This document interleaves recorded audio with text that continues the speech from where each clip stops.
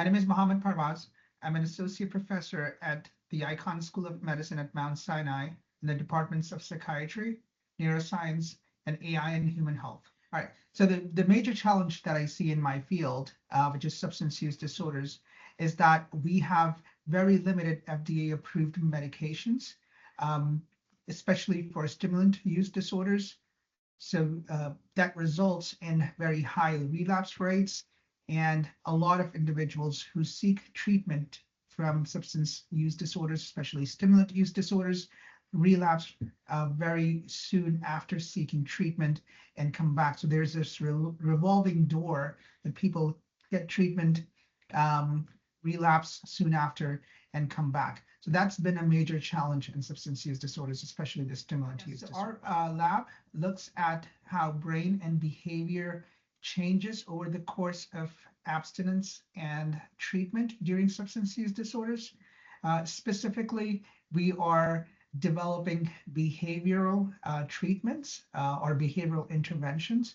So for example, one of the interventions that we are trying to develop for substance use disorder is to use cognitive control, meaning train ourselves to volitionally downregulate or decrease craving when we are when we face context and cues that remind us of the drug. So for example, as people are going down the street and there is a bar or a bodega that reminds them of where they used to procure the drug or alcohol, that elicits craving.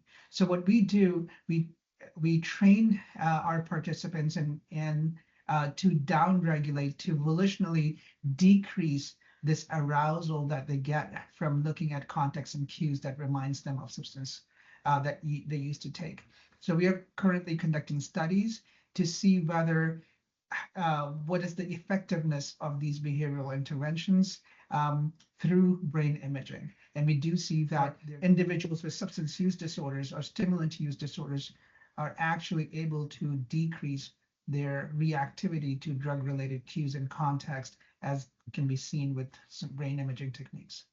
Cognitive and affective interactions are very important because craving is a internal state that comes up and gets triggered by outside or maybe sometimes even internal cues. So it is important that individuals who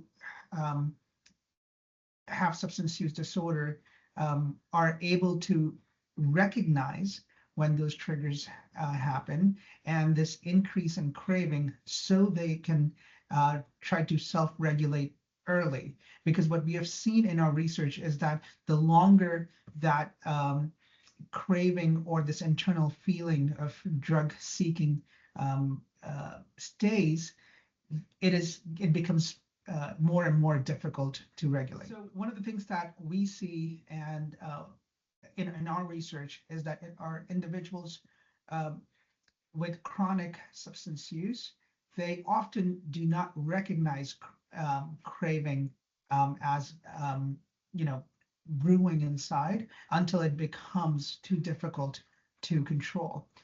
So as a clinician, it is very important to recognize what those triggers are that could lead to craving, so that when we are designing a treatment plan for these individuals, we recognize what those triggers are and try to take those away, or equip equip these individuals with techniques, mostly cognitive techniques, to then cope when these triggers occur. Absolutely. I think one of the major aspects of what we are missing currently in substance use research and treatment development is the input from people with lived experiences. We often develop these very sophisticated research protocols or pharmacological interventions or even behavioral interventions, thinking about the science of it, but not recognizing the input from people who actually encounter these things from day to day.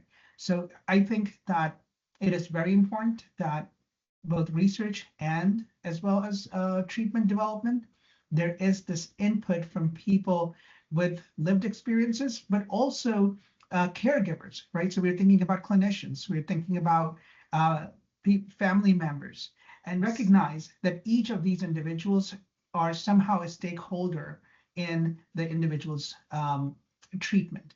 And so how we can bring these together to design more holistic and more comprehensive interventions that then is tailored specifically toward that individual given their circumstances, but can also be generalizable to others as well. The future of treatment and research for me for substance use disorders would be that we'll see more and more government funding for this kind of work. We would like to see more industry partnerships of developing pharmacological, behavioral, even device-based. So these, neuromodulation-based therapies and intervention to come in and really tackle these scientific mechanisms than that are affected in substance use disorders. I would like to see us taking more advantage of technological advances, both in the AI world. Maybe we can simulate some of these interventions and therapies digitally before actually taking them to the participant, so that we can wean out a lot of the things that are not going to work early on, then spending a lot of time and resources in some of those interventions that in the end turn out to not work as well. Yeah, AI is interesting because we are still as a field and maybe as a society are trying to come to terms with exactly what are the uses or in some ways abuses of AI, especially for healthcare, for mental health. It can have really, amazing advantages. So, for example, one of the things that can happen is that a patient can have a digital twin, AI-based digital twin. So, we can test different therapies with that digital twin, see what works, what doesn't, and something that shows more signal can then be taken to the actual patient instead of actually trying out different treatments with the patient themselves. So that's a good example of that. Or we can take electronic health records data or other very, very large data sets that we have available, and then mine those to find out what are some of the